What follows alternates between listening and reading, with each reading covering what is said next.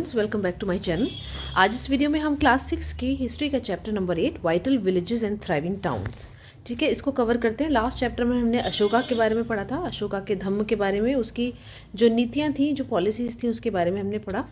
अब हम पढ़ रहे हैं कि उस टाइम पर टाउन्स और विलेजेस कैसे ग्रो कर रहे थे, थ्राइव यानी कैसे बढ़ रहे थे। यहाँ पर आपको एक एग्जाम्पल एक बॉक्स में दिया गया है, प्रभाकर एट द ब्लैकस्मिथ्स शॉप। इसका मतलब ये है कि एक लोहार के शॉप पर प्रभाकर है। प्रभाकर ने वो बैठा था, वो देख रहा था कि लोहार क्या कर रहा है लोकल शॉप पर।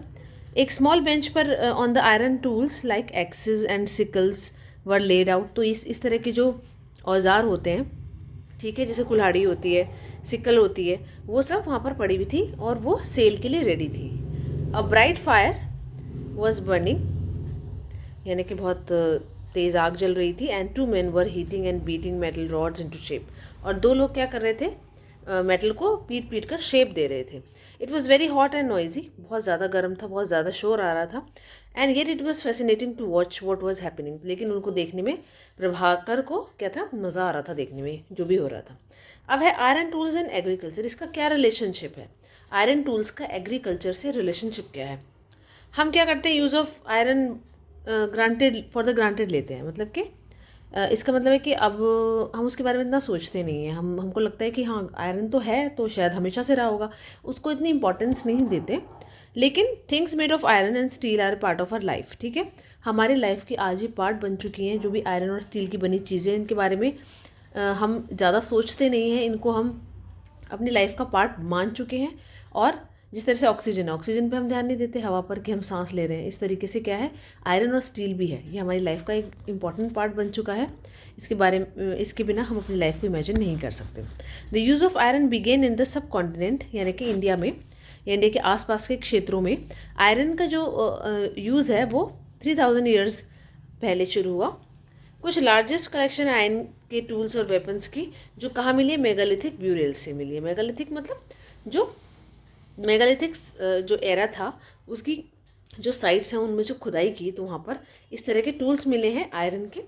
एंड अबाउट विच जो आपने चैप्टर नंबर 4 में पढ़ा था, ठीक है, आप उसको दोबारा से जाके देख सकते हैं, वीडियो में भी देख सकते हैं, ठीक है।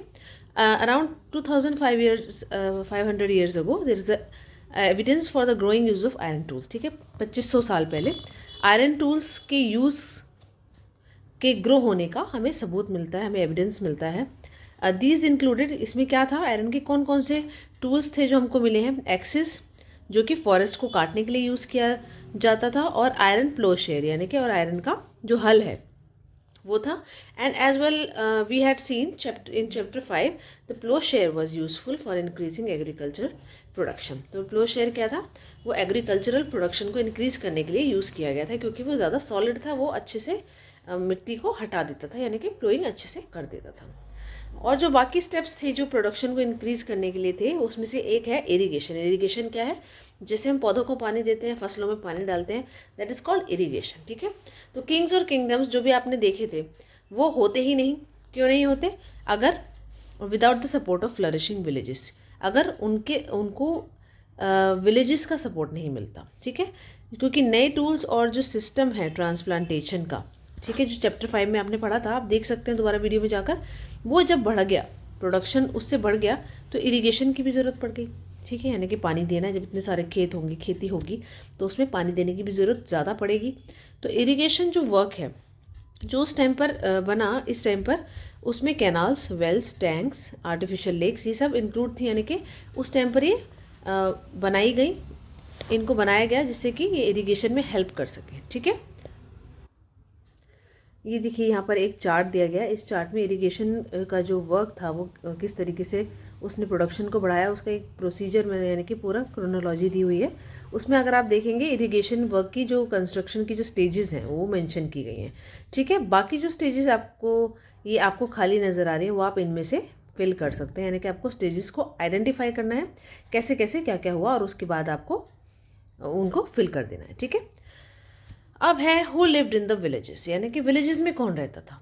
राजा महाराजा तो अपने बड़े महलों में रहते थे, ठीक है, लेकिन विलेजेस में कौन रहता था, common people, as you know. There were at least 3 different kinds of people living in the most villages in the southern and northern parts of the subcontinents. कम से कम 3 टाइप के लोग तो थे जो कि नदर्न साइड पे और साउदर्न साइड पे रहते थे। मोस्टली विलेजेस वहीं पर थे।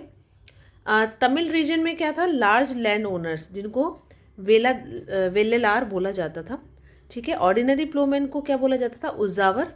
और लैंडलेस लेबरर्स को क्या कहा जाता था, जैसे उनमें स्लेव्स भी थे, उनको कदाइसियार और आदिमाई। इनके नाम आपको याद रखने कि सदर्न साइड में किस तरह की क्लास के लोगों को क्या क्या बोला जाता था, ठीक है। ये आपको बहुत इंपॉर्टेंट है क्योंकि ये जो कीवर्ड्स हैं ये इंपॉर्टेंट होते हैं जब आपको ऑप्शनल क्वेश्चंस पूछे जाते हैं या जब आप कुछ ऐड करते हैं अपने रिटन आंसर्स में इस तरह की चीज़ें, तो आपके आंसर की क्वालिटी बढ़ जाती है। तो आपको ये सब चीज़ें हाईलाइट करनी है, आपको याद भी करनी है, ठीक है। In the northern part of the country the village headman was known as the grama bhojaka. अभी हमने साउथ की साइड का पढ़ लिया कि किसको क्या बोलते थे। अब हम नदर्न साइड का देखते हैं कि जो ग्राम का हेड होता था, जो मुखिया होता था, उसको ग्राम भोजका बोलते थे। यूजुअली क्या था, एक ही फैमिली से के जो आदमी थे वो जनरेशन्स तक वो पोजीशन को होल्ड करते थे, यानी कि एक ग्राम भोजका का बेटा भी अगला ग्राम भोजका बनेगा, ठीक है। दूसरे वर्ड्स में देखा जाए तो ये हेरिडिटरी पोस्ट थी, यानी कि हेरिडिटरी थी, यानी कि बाप का बेटा ही बनेगा नेक्स्ट, फिर बेटे का बेटा बनेगा, ठीक है। और grama bhojaka was often the largest land owner. तो आप किसी ऐसे को तो बना नहीं देंगे जो कि गरीब आदमी हो, उसको तो ग्राम भोजका बनाएगा नहीं कोई। ऐसे ही इंसान को बनाते थे जो अमीर हो, तो लार्जेस्ट लैंड ओनर जो उस टाइम पर होता था और जनरली वही बनता था। जनरली ही हैड स्लेव्स, उसके दास होते थे और वो वर्कर्स को हायर किया होता था जिससे कि वो लैंड को कल्टीवेट करवा सके। इसके अलावा वो बहुत पावरफुल होता था। किंग क्या करता था, उसी के थ्रू बाकी लोगों से टैक्स कलेक्ट करता था, यानी कि क्या करता था, ग्राम भोजका बाकी गांव के लोगों से टैक्स कलेक्ट करता था और ग्राम भोजका क्या करता था, उनसे टैक्स कलेक्ट करके राजा को दे देता था। तो he also function as a जज, वो जज का काम भी करता था। जैसे कि कोई भी डिस्प्यूट हो गया गांव के लोगों के बीच में, तो वो अपनी प्रॉब्लम का सोल्यूशन मांगने के लिए किसके पास आते थे, ग्राम भोजका के पास ही आते थे। कई बार वो पुलिसमैन का काम भी करता था। इसका मतलब ये है कि वो लोगों को पनिश का काम भी करता था, उनको पकड़ने का काम भी करता था। मतलब हर तरह के काम जो आज लॉ एंड ऑर्डर के लिए मेंटेन करने के लिए होते हैं वो ग्राम भोजका ही करता था। इसके अलावा जो ग्राम भोजका था, there were other independent farmers, उसके अलावा भी और फार्मर्स थे, अकेला वो तो नहीं था, ठीक है। उनको हम क्या बोलते थे, गृहपतिस, यानी कि घर में रहने वाले गृह के हेड जो होते थे, अपने घर के head. Most of home were smaller land owners, वो लैंड ओनर्स होते थे, उनकी भी अपनी लैंड होती थी पर वो थोड़े छोटे होते थे, छोटे in the wealth. And then there were men and women such as dasa karmakara, ठीक है। और ऐसे भी लोग होते थे जो उनका नाम था दास या कर्मकार, और उनकी अपनी कोई ज़मीन होती नहीं थी, ठीक है। वो अपनी लिविंग कैसे अर्न करते थे, वो दूसरे लैंड ओनर्स के फील्ड पर काम करके अपनी लिविंग को अर्न करते थे, यानी पैसा कमाते थे। ज़्यादातर विलेजेस में क्या होता था कि कुछ क्राफ्ट्स पर्सन भी होते थे, जैसे कि लोहार हो गया और कुम्हार हो गया, कारपेंटर यानी बढ़ई हो गया, या वीवर यानी जो बुनाई करते हैं वो लोग भी होते थे, ठीक है। और ये देखिए इस बॉक्स में कुछ इन्फॉर्मेशन है, इसको भी पढ़ लेते हैं।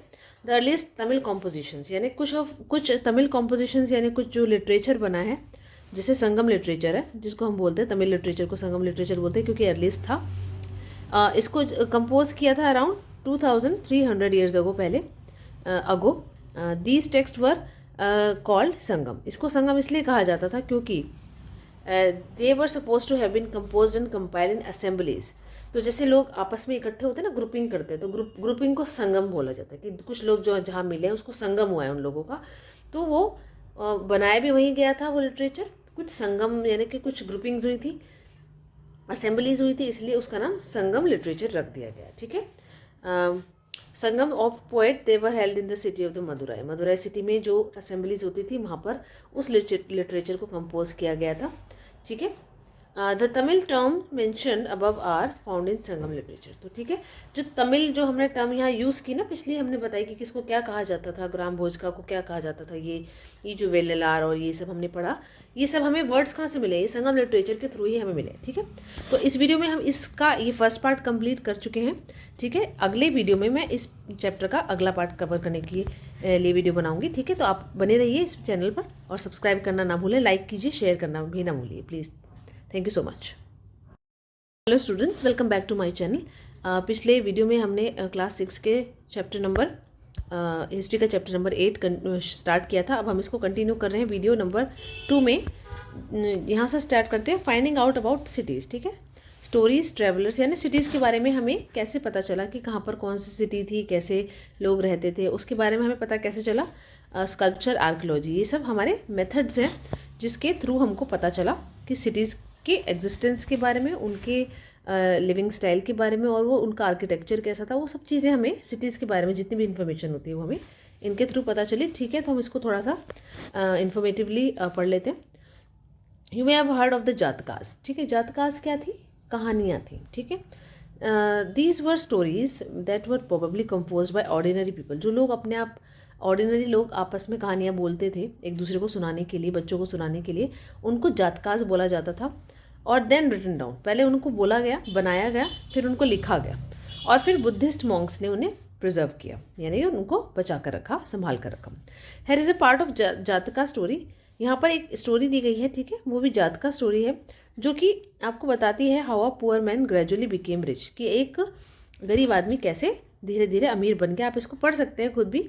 ठीक है, इस वीडियो में मैं इसको कवर नहीं करूँगी क्योंकि ये सिर्फ जातका के बारे में बताने के लिए है कि जातका स्टोरी कैसी होती थी। ठीक है, तो आप इसको खुद पढ़ सकते हैं।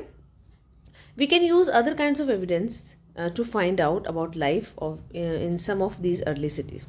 तो और भी एविडेंस है, ऐसा तो है नहीं कि हमारे पास एक ही तरीके का सोर्स है, बहुत सारे सोर्सेज हैं जिससे हमें पुरानी जो सिटीज़ थी स्टार्टिंग में उनके बारे में पता चलता है। स्कल्प्टर्स जो क्या करते थे, वो दीवार पे जैसे पत्थरों पे खुदाई करते थे, यानी कुछ काव करते थे। काव का मतलब कुरेद कुरेद कर कुछ बनाते थे। वो ऐसे सीन्स कुरेद कर बनाते थे जो कि लोगों की लाइफ्स के बारे में, जो कि टाउन्स और विलेजेस में रहते थे, उनके बारे में बताती है।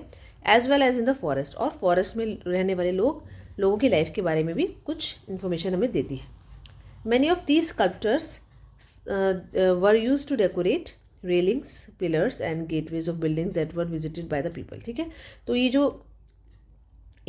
जो स्कल्पचर्स थे, ये सिर्फ पत्थरों पे नहीं बनाए जाते थे, ये रेलिंग्स, पिलर्स जो गेटवेज बिल्डिंग्स के होते थे वहाँ पर भी बनाए जाते थे, जहाँ पर लोग आते थे विजिट करने के लिए। ठीक है, अब many of the cities that developed from about 2500 years ago were Capitals of the mahajanapadas. ठीक है, 16 महाजनपद हुए थे। हमने स्टार्टिंग में पढ़ा है अशोका के टाइम से पहले। 16 महाजनपद के टाइम पर जो सिटीज़ थी वो लगभग 2500 साल पहले डेवलप हुई, जो अपने चैप्टर 5 में आप पढ़ चुके हो। As we had seen some of these cities were surrounded by massive fortification walls. तो ठीक है, सिटी जैसे ये है, इसके आसपास ऊंची ऊंची दीवारें होती थी। ठीक है, फोर्टिफिकेशन इसका होता था, बहुत बड़ी बड़ी दीवारें होती थी इसको प्रोटेक्ट करने के लिए। कुछ सिटीज़ में आर्कियोलॉजिस्ट को क्या मिला है? रोज ऑफ पॉट्स, यानी कि बहुत बर्तनों की लाइनें मिली है। देखिए, this is rose of pots, ये आर्कियोलॉजिस्ट को मिला है। ठीक है, और ceramic rings arranged on the top of the other, ये एक तरीके से पॉट्स है, सिरेमिक रिंग्स एक दूसरे के ऊपर अरेंज किए गए हैं। ठीक है, these are known as ring wells, इनको रिंग वेल्स कहा जाता है। These seem to have been used as toilets in some cases, कुछ केसेस में हो सकता है कि टॉयलेट के रूप में यूज़ किए जाते हों, या नालियों के रूप में, या गार्बेज डंप करने के लिए यूज़ किए जाते हों। ये जो रिंग वेल्स हैं ये are usually found in individual houses, ये हर एक घर में आपको मिलेगा। ठीक है, हर एक, ऐसा नहीं कि एक स्पेसिफिक जगह पर ही मिले, इंडिविजुअल हाउसेज में मिले हैं। ठीक है, we have hardly any remains of the palaces, महलों के तो कोई शेष नहीं मिले, यानी कोई रिमेन्स नहीं मिले, मार्केट्स के भी नहीं मिले, या जो लोगों के घर होते थे उनके भी कोई रिमेन्स, बहुत मिले भी हैं तो बहुत मुश्किल से मिले हैं, थोड़े बहुत। Perhaps some are yet to be discovered, हो सकता है आर्कियोलॉजिस्ट अभी भी अपना काम कर रहे हैं तो कुछ मिल जाए। Others made of would, mud, brick and thatch may have not have survive, जो इस तरह की चीज़ों से बने होते हैं जो चीज़ें ही सर्वाइव नहीं करती हैं। ठीक है, तिनकों से बने हुए, वुड से बने हुए, ब्रिक से बने हुए, इस तरह की चीज़ों से बनी हुई चीज़ें शायद वो सर्वाइव नहीं की होंगी, यानी बची ही नहीं होंगी। और एक दूसरा तरीका है पुराने सिटीज़ के बारे में जानने का, वो है जो वहाँ पर सेलिंग करने, यानी कि जो जहाज़ चलाकर बाहर के लोग आते थे। ठीक है, उन्होंने जो लिखा है, उन्होंने जहाँ पे विज़िट किया उस जगह के बारे में कुछ लिखा है, उनके अकाउंट्स को देखकर थोड़ी इन्फॉर्मेशन हमें मिलती है, जो ट्रैवलर्स वहाँ आते थे। ठीक है, उनमें से कुछ डिटेल अकाउंट्स जो कि हमें मिले हैं, एक अननोन ग्रीक सेलर के हैं। उसने डिस्क्राइब किया है जिस पोर्ट पर उसने विज़िट किया था उस जगह को। ठीक है, तो फाइंड भरौच इन मैप 7, जो अब मैप दिया गया है, पेज नंबर 105 पे आप जा सकते हैं, ठीक है। तो उसमें एक भरौच जगह है, आप देखिए वहाँ पर, और जो डिस्क्रिप्शन उसने दिया है सिटी का वो भी आप यहाँ पर पढ़ सकते हैं, ठीक है। तो आप इसको पढ़ सकते हैं, that is not so important to study now. अगर आप इसको पढ़ेंगे तो आप उसके बस आप यही जानिए कि किस तरह की इन्फॉर्मेशन हमें किस किस तरीके के सोर्सेज से मिली है, ठीक है। अगले वीडियो में हम अदर सोर्सेज के बारे में बात करेंगे, तो बने रहिए इस चैनल पर, सब्सक्राइब करना ना भूलें। Thank you so much. Welcome back to my channel. इस वीडियो में हम क्लास 6 के चैप्टर नंबर 8 हिस्ट्री के उसको कंटिन्यू कर रहे हैं, ठीक है। 2 वीडियो पहले के बन चुके हैं, आप उसको देख सकते हैं पहले की चीज़ें पढ़ने के लिए, ठीक है। अब हम यहाँ पर क्या जानने की कोशिश कर रहे हैं कि अर्ली सिटीज़ के बारे में हमें क्या क्या सोर्सेज से पता चला है, ठीक है। तो हमने पढ़ लिया था कि ट्रैवलर से हमें पता चला है, ठीक है। जो ट्रैवलर्स आते थे, जो स्टोरीज लोग यानी जातकाज के बारे में हमने पढ़ा था। अब हम यहाँ पर आते हैं कॉइन्स, ठीक है। You may have noticed how wealth is measured in terms of coins in the story of page 82. आपने पहले चैप्टर्स में एक स्टोरी पढ़ी थी, 82 पेज पर आप देखिए। तो क्या था, आपने नोटिस किया होगा कि वेल्थ को कॉइन्स के टर्म्स में, यानी कि धन को कॉइन्स के टर्म्स में कैसे मेज़र किया जाता था। आर्कियोलॉजिस्ट ने क्या किया है, बहुत सारे हज़ारों कॉइन्स जो कि इस पीरियड से रिलेटेड हैं, उनको ढूंढा है, निकाला है। अर्लीस्ट कॉइन्स से जो कि in use for about 500 years were punch marked coins. तो 500 साल पहले जो कॉइन्स यूज़ होते थे वो पंच मार्क कॉइन्स थे, ठीक है। पंच मार्क कॉइन्स होते क्या, ठीक है। तो इस बॉक्स में कुछ इन्फॉर्मेशन दी गई है, उसको रीड करके हम समझते हैं पंच मार्क कॉइन्स होते क्या। Punch mark coins were generally rectangular और समटाइम्स स्क्वायर और राउंड इन शेप, ठीक है। इनकी शेप राउंड, रेक्टेंगुलर, कुछ भी हो सकती थी। इधर cut out of metal sheets, ठीक है, वो अक्सर मेटल से ही बने होते थे, मेटल की शीट से इनको काटा जाता था और फिर इनको फ्लैट किया जाता था। Metal globules, a small spherical body, ठीक है, एक गोल चीज़ से इनको फ्लैट किया जाता था।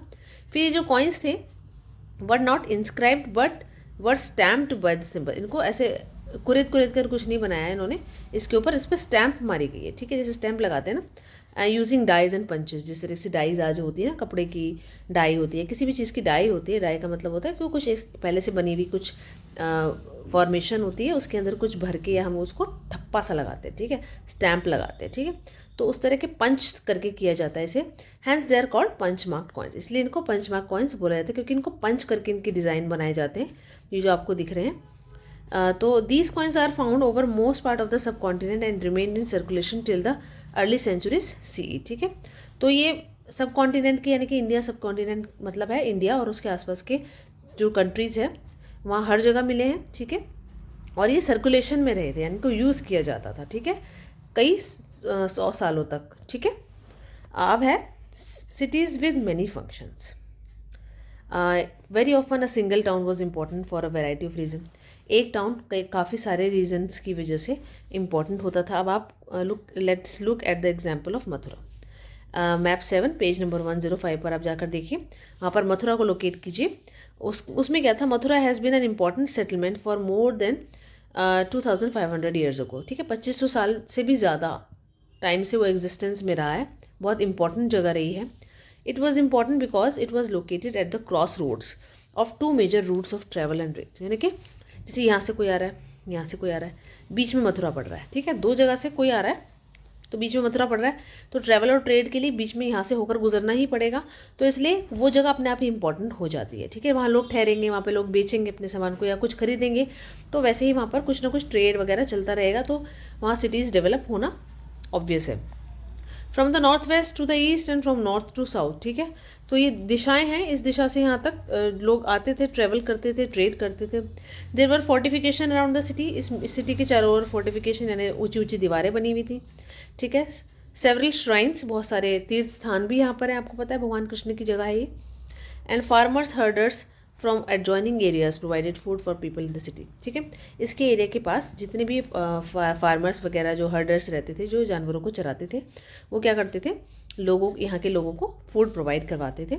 मथुरा एक सेंटर था जो कि extremely fine sculpture was produce, ठीक है। यहाँ पर बहुत अच्छे अच्छे फाइन यानी बहुत अच्छी क्वालिटी के स्कल्पचर्स बनाए जाते थे।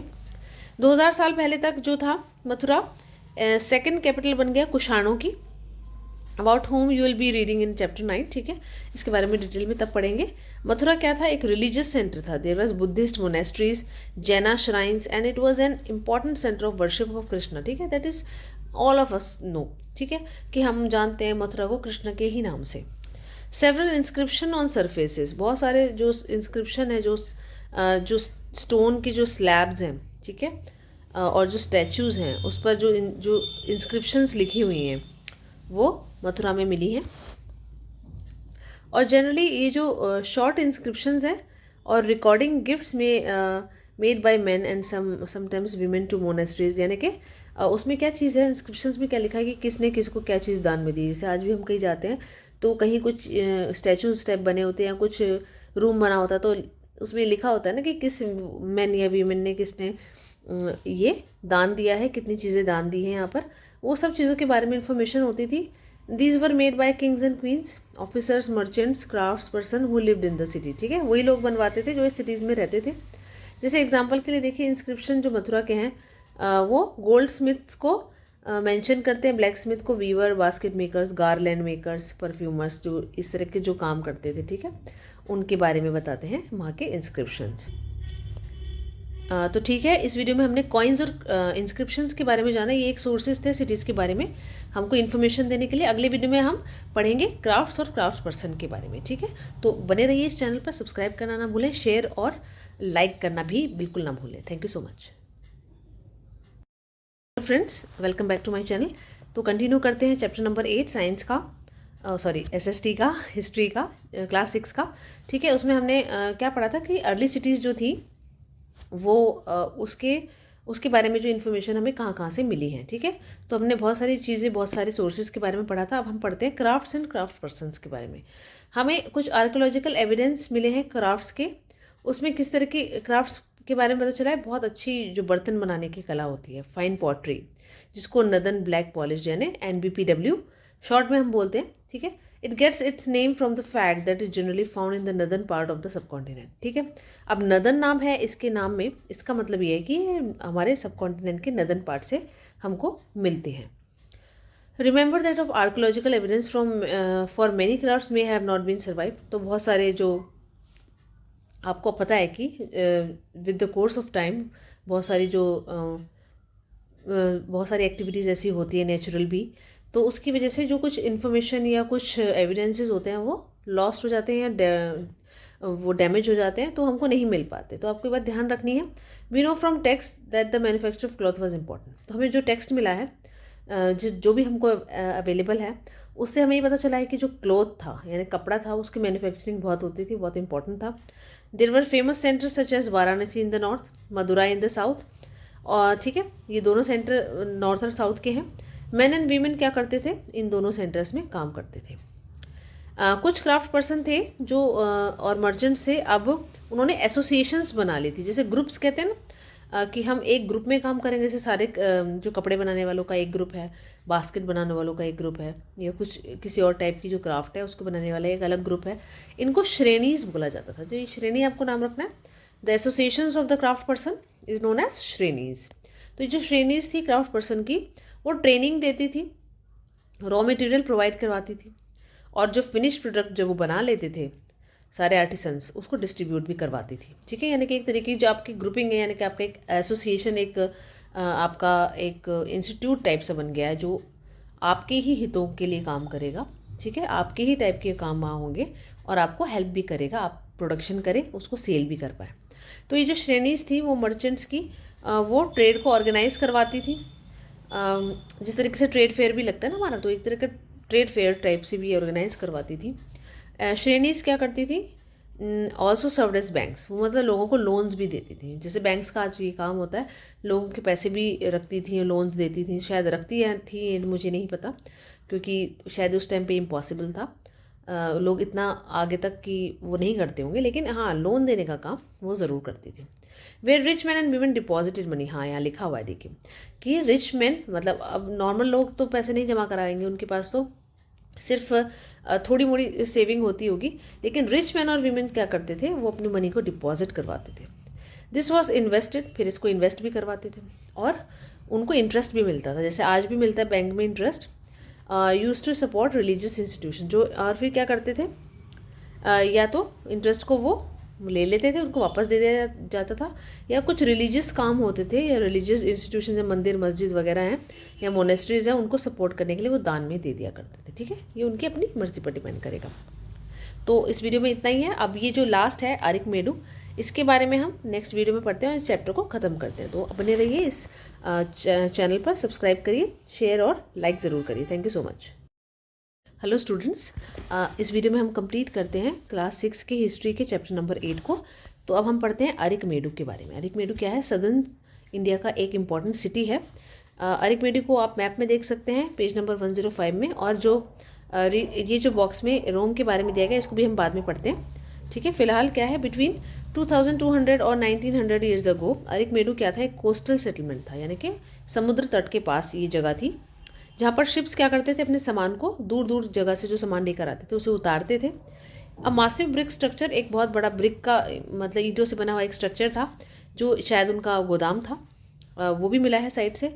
कुछ अदर फाइंडिंग्स क्या है, उसमें बर्तन मिले हैं मेडिटेरेनियन रीजन के, और एम्फोरे यानी कि टॉल डबल्ड हैंडल जार्स मिले हैं, उनको एम्फोरे बोला जाता था, जिसमें हम कुछ लिक्विड स्टोर कर सकते हैं जैसे कि वाइन या ऑयल, और and stamped red glazed pottery, यानी स्टैम्प लगी हुई लाल कलर की चमकते हुए बर्तन मिले, जिनको एरिटाइन वेयर बोला जाता था, और ये नेम उनको इटली सिटी की वजह से मिला है। ठीक है, and this was made by pressing wait clay into the stamped mould. Stamp लगी हुई मोल्ड में गीली मिट्टी को प्रेस करने से ये बन जाते थे। ठीक है, and there was yet another kind of pottery, और एक दूसरे टाइप के बर्तन मिले हैं जो कि लोकली बनाए जाते थे। दो Roman designs for use, design तो रोमन ही यूज़ किए जाते थे। रोमन लैम्प्स, ग्लासवेयर और जेम्स, ये भी इस सिटी से मिले हैं। ठीक है, दूसरा है कुछ टैंक्स भी मिले हैं हमें, शायद वो डाइंग वैट्स थे, यानी कपड़े को डाई करने के लिए यूज़ किए जाते थे। और बहुत सारे एविडेंसेस मिले हैं जो कि सेमी प्रेशियस स्टोन्स और बीड्स, यानी मोती बनाने के लिए, ग्लास बनाने के लिए जो यूज़ किए जाते थे, ये सारे हमको सबूत मिले हैं। कहाँ से? अरिकमेडु से। ठीक है, देखिए जो ये पिक्चर में भी दिए गए तमिल ब्राह्मी इंस्क्रिप्शन है ये several pieces of pottery have inscriptions Brahmi लिपि में लिखा गया है, which was used to write Tamil. ठीक है, तमिल लैंग्वेज भी ब्राह्मी लिपि में लिखी जाती है। अब वर्ल्ड में दूसरी जगह पर क्या हो रहा था? ठीक है, तो ये तो हमारे कंट्री की बात हमने पढ़ ली कि कहाँ पर क्या था, लेकिन अब रोम में हम पढ़ते हैं। रोम एक एग्जाम्पल लेते हैं हम ओल्डेस्ट सिटीज़ का वर्ल्ड में। ठीक है, वो यूरोप की सिटी है, और वो डेवलप हुई उसी टाइम पर जब गंगा वैली में, यानी हमारे देश में सिटीज़ डेवलप हो रही थी। रोम कैपिटल है, one of the largest empires, one that spreads across Europe, बहुत बड़े एम्पायर की राजधानी थी। North Africa and West Asia तक वो फैला हुआ था। Augustus, one of the most important emperors, Augustus Rome का बहुत इंपॉर्टेंट एम्परर था, who ruled about 2000 years ago, said that he found Rome a city of brick. उसने क्या कहा है कि उसको जब रोम मिला था तो एक ईंटों का शहर था बस वो। ठीक है, और उसने क्या बना दिया, into A city of marble, उसने उसको संगमरमर की सिटी बना दिया, यानी कितना डेवलप कर दिया। ही एंड लेटर रूलर्स, उसने और उसके बाद के रूलर्स ने टेम्पल्स बनवाए, महल बनवाए। They also built huge amphi theatres, बहुत बड़े बड़े थिएटर्स बनवाए। Open arenas surrounded by tears of seats, बहुत सारी सीट्स थी जैसे आज ऑडिटोरियम्स होते हैं। ठीक है, वे सिटीजन्स क्या कर सकते थे, बहुत सारे शोज देख सकते थे। पब्लिक बाथ बनवाए विथ सेपरेट टाइमिंग्स, आदमी अलग टाइम पर आएंगे बेडिंग करने के लिए और वीमेन अलग टाइम पर। Where people met and relax, लोग अपना रिलैक्सिंग का टाइम वहाँ पर बिता सकते हैं, जैसे स्पाज होते हैं ना आजकल, उस टाइप से था। Huge aqueducts, channel to supply water, बड़े बड़े पानी के वो बनाए गए थे सोर्सेज जो कि वाटर सप्लाई करते थे। Were built to bring water to the city, जो पानी में सिटीज़ में पानी को सप्लाई करते थे। For the baths, fountains and toilets, ये जो सारे हमारे डेली के यूजेस होते हैं, इसके लिए पानी को प्रोवाइड करवाते थे। ठीक है, तो इस वीडियो के साथ हमारा ये चैप्टर खत्म होता है। अब आपको समझ में आ गया होगा कि अर्लीस्ट सिटीज़ किस तरीके से डेवलप हुई, क्या क्या हमारे पास एविडेंसेस हैं जिसके थ्रू हम उनके बारे में जानते हैं। ठीक है, तो अब इस चैप्टर को आप 4 वीडियोज़ हैं इसके, आप एक साथ एक क्रोनोलॉजी में पढ़ें। वैसे मैं इसको एक वीडियो और अपलोड कर दूँगी जिसमें चारों वीडियो को एक साथ मर्ज करके एक फुल वीडियो अपलोड ज़रूर कर दूँगी, आप उसको भी देख सकते हैं। तो बने रहिए इस चैनल पर, लाइक करिए इस वीडियो को और शेयर कीजिए अपने दोस्तों में, और सब्सक्राइब करना ना भूलें। Thank you so